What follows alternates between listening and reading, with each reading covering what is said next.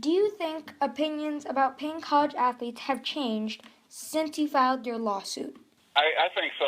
If you were to talk to, say 10 people before the lawsuit, maybe 6 or 7, maybe 8 people would think that athletes shouldn't get paid. And after we filed it, I think you asked that same group of 10 people, at least half, 50% of those same people would think that athletes should get paid. I think people have, for the most part, have changed their minds. How much and in what way do you think college athletes could be compensated?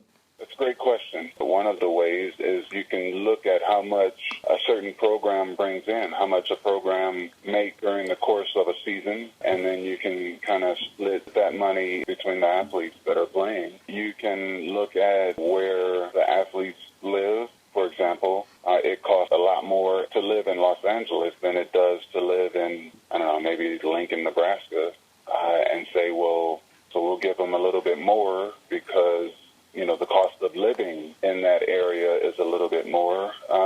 So there's different reasons to compensate athletes for various amounts. So, Ohio State University made $1.3 billion from apparel sales after it won the national football title, and the players received none of it. What do you think of this? I think that's unfair. I think they should have received something. You make over $1 billion for a company or an institution, in particular an institution of higher learning, and you get absolutely nothing. I think that's wrong. If you look at it in a human sense, it's illegal to have someone work for you for free. If you were to go out and get a job, whether it be for minimum wage or if you're a CEO of a company, you are being compensated for your time and your effort. And for athletes to have made over $1 billion for their school and got nothing, I think that's wrong.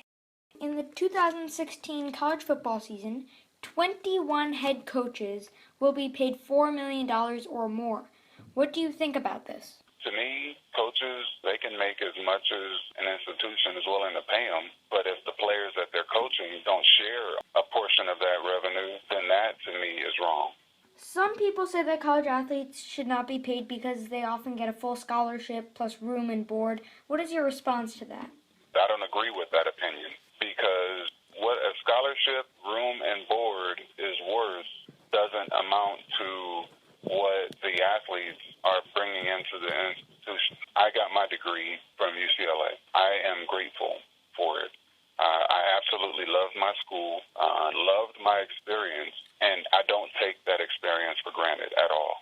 I love the fact that my talent afforded me an opportunity to play for a scholarship, to play for UCLA, and I don't take that for granted. But at the same time, I think what I provided for the school and all that I gave to the school was worth more than what the scholarship provided.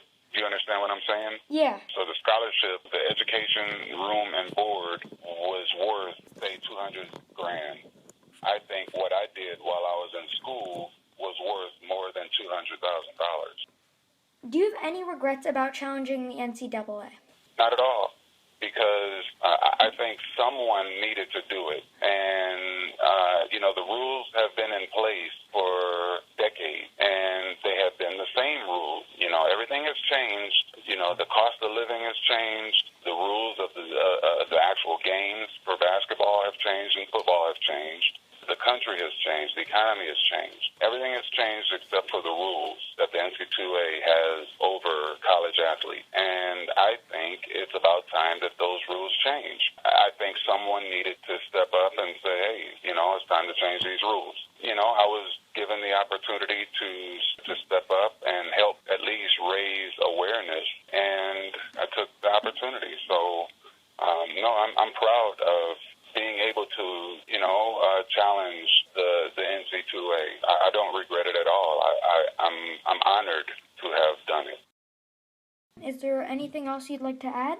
I'm honored that you called. I appreciate you calling and asking me these questions. It's not every day that someone expresses to me that they're interested in what we've done over these past 8, 9 years. So I really appreciate appreciate you reaching out and taking an interest in what we've done. Thank you. I appreciate it.